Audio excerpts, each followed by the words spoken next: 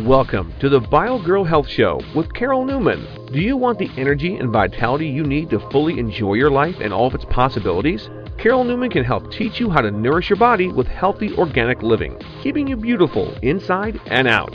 And now, here's your host. Hi, I'm your host, Kimberly Henry, and I'm here with Carol Newman. Today we'll be talking with Carol about folk remedies during this cold and flu season.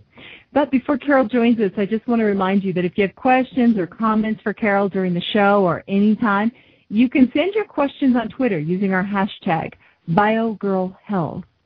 Carol, how are you today? Feeling great? I cannot complain, but of course no one would listen anyway, right? I would listen. Oh, thanks. I appreciate that. Yeah. So I imagine with all of the healthy living and stuff that you've done over the years that you've heard quite a few stories. So you're going to share some of those folk remedies with us today, huh? Yeah, I actually wanted this show to be, in a word, fun. So I thought this would be fun to interview friends and family on folk remedies, grandma's recipes, anecdotal remedies, whatever you want to call them. Uh-huh. So folk medicine, just kind of the stuff that's been shared through the ages we hear about. Right. And I was very interested in the fact that folk medicine is actually, you think, how is it documented and so forth, but all it is information usually shared informally as general knowledge. So one thing I wanted to make sure is that this information should not be construed as medical advice. This is only a collective list of testimonials of friends and families in their quest to help ease the symptoms during the all-too-common cold and flu. Well, I am so anxious to hear what you have to share with us today, because I know there's all kinds of interesting things out there. Yes, and I tried to narrow it down, of course. So the one I wanted to start with is the old adage, remember your mom saying the old adage, feed a cold, starve a fever? Is this fact or fiction, So I checked into that, and though the origins are unknown, the rationale behind this axiom was that eating and drinking would help generate warmth during a cold, since it was thought that a drop in body temperature caused colds, and fevers, on the other hand, produced a temperature spike. So they thought starving a fever would help decrease the fever. So how true is this? Well, it turns out... Yeah. Yeah. I've always wondered.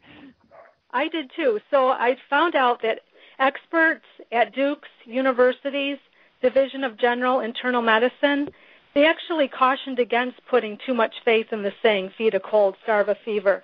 They say it loosely represents sound medical advice. And so the key, okay. The key is to actually listen to your body. And usually when you have the flu, you don't feel like eating anyway. I'm sure you've found that out when you have the flu. I sure didn't. I actually can validate that, as I just recovered from the flu just about a week ago.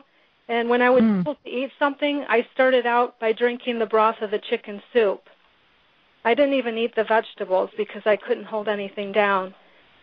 So whenever I'm sick, whether cold or flu, I have to say I swear by chicken soup. It really helps me every single time.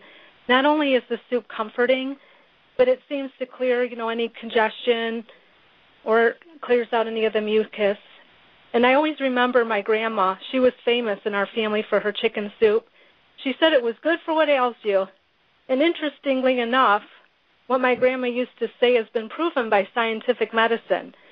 A doctor, an MD, Irwin Zement, he's from the pulmonary specialist and professor at the UCLA, and he said that chicken soup contains drug-like agents that are similar to those in modern cold medicines, and I thought that was quite fascinating. And he also says an amino acid released from chicken during cooking chemically resembles the drug acetylcysteine, prescribed for bronchitis and other respiratory problems. And, of course, garlic, pepper, and other spices often added to soups also thin mucus, making breathing easier.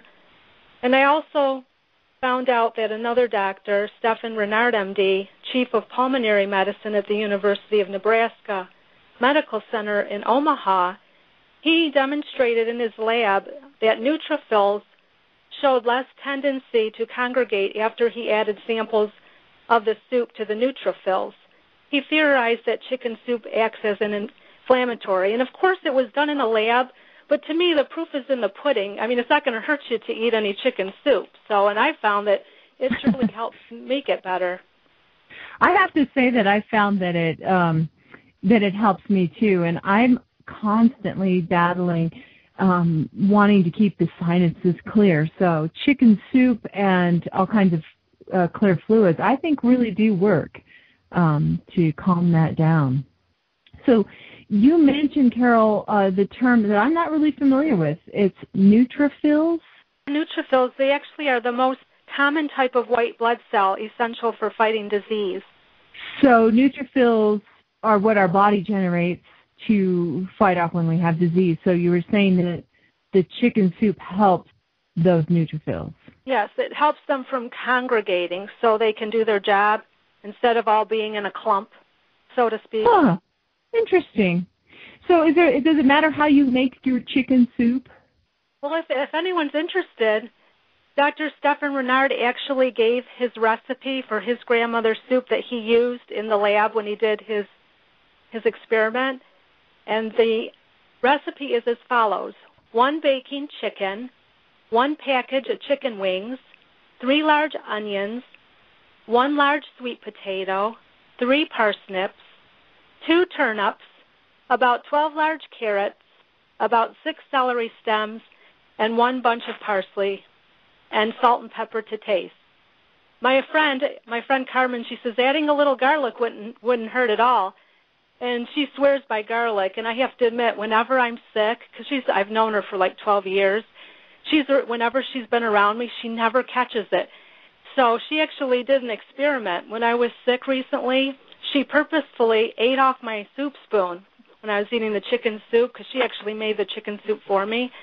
And a week has gone by, and she is healthier than a horse. So something to say about that. And her husband, Jim, he advocates garlic and onion soup. He says it works for him every time. Clears them right out, he said. Garlic and onion soup. That would definitely keep all the sick people away from you, maybe. That's the only thing about garlic. That's the offense. I don't know if it's an offense or a defense on that one. So that's a very interesting recipe for the chicken soup. I've never even thought to put sweet potatoes in my chicken soup, so I'm going to have to try that. That sounds really good. I love sweet potatoes. It's one of my favorite over regular potatoes. They're so healthy for you. Lots of vitamin A. Yeah. So with the chicken soup, do you need to get a flu shot, do you think? Well, I'm glad you asked that. My eldest sister's advice is to get the flu shot, and incidentally, she got the flu anyways. So I couldn't help but laugh. But this also reminded me, after she would mention she had the flu, of another story. Probably it was around 3 weeks ago. I was at the Cold Stone Creamery, and even though it's wintertime, getting an ice cream. And I have to discuss, I do occasionally indulge. So the health guru indulges in ice cream. But I say moderation is the key. But the young girl waiting on me, she was very talkative and excited. She related to me that it was her 17th birthday the following day, and she was looking forward to celebrating. And unfortunately, she was concerned about going out because her mother was ill, and I proceeded to ask her what was wrong with her mom, and she stated that her mother had the flu, and she couldn't understand why, because her mother had the flu shot. And I thought, oh, geez, not again. So I mentioned to her that the flu shot did not contain all the strains of every flu that is out there, so that's the thing. You're not protected 100%. Right. Well, what else did you learn in your travels? Another one of Grandma's remedies is when I was a little girl, this is what I dreaded, her coming towards me with the bottle and spoon in hand, and we knew what it was. It was her, give us our dose of that cod liver oil. Do you remember that? Did you have to succumb to the cod liver oil? I'm so grateful that I never had to take a dose of cod liver oil, but I sure heard plenty about it. Well, at least nowadays they're flavoring it, so it's a little more. But the funny thing is, I thought she was a witch doctor. And then, later I realized it wasn't true. And come to think of it, I do not remember and my siblings either getting sick much growing up, probably from the cod liver oil, I would presume. And, it must have been the cod liver oil because it does contain vitamins A and D and other valuable nutrients. So you never know. Huh. Well, are people still doing that? As a preventative, I'm not sure. I've taken cod liver oil just as a, daily supplementation for healthy fish oils and such. Okay. Great. All right. Well, what's next on your list, Miss Carol? You have so much information to share with us today. The next one is a no-brainer. Eliminate or reduce consumption of sugar. According to the Medical Journal of Clinical Nutrition, sugar plays an important role in the negative effects on the immune system. And I have a story about this one. My son, he used to sneak and trade his healthy lunch for cookies and stuff, right? And he noticed he would get a headache every single time because he was eating sugar for lunch. But then he found out when he was sick, even as a young child, and then it just started to become a realization as he was older, that when he eliminated or reduced his sugar when he was sick, he got better much quicker or didn't get as sick. And so this is my son's own experience when growing up and trading his lunches. And he stopped getting the headaches, too. He finally decided to listen. And I said, Tom, the reason you're getting headaches is you're eating sugar off for lunch.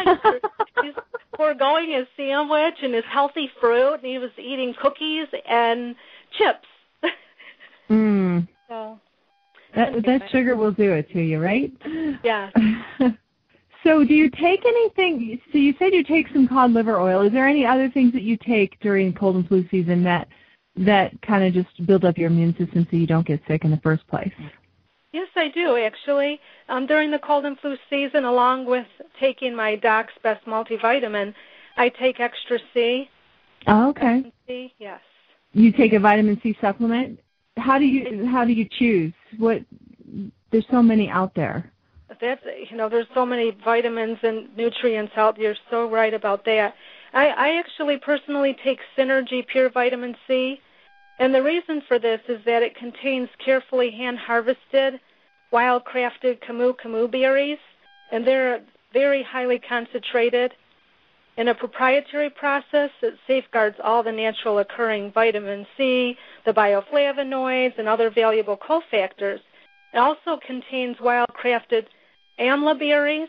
So the concentrates are joined with a blend of organic phytonutrient-rich berries, such as raspberry, and other fruits and sprouts to create a truly 100% natural, whole food, bioflavonoid-rich vitamin C supplement. And that's what I was looking for, is to make sure it was whole food and that your body would use it like a food, because that's important to me. And what I found out, too, is, incidentally, 99% of all vitamin C supplements are ascorbic acid, calcium ascorbate, magnesium ascorbate, or potassium ascorbate. And despite these marketing claims, the synthetic ascorbic acid supplements are not natural vitamin C. They actually are chemically created molecules, and they're manufactured in a laboratory. And they're often made from genetically modified corn sugar, and we always are really trying to watch out for the GMOs. And so these synthetic molecules, they mimic only one of the numerous supporting molecules found in 100% natural vitamin C. So it's another common sense issue. Wouldn't you rather eat the whole orange or the whole fruit? Right. And so your Pure Synergy takes that whole fruit and brings it into one tablet or capsule that you take? Yes, the Synergy Pure Vitamin C. Okay, so... I'm sorry.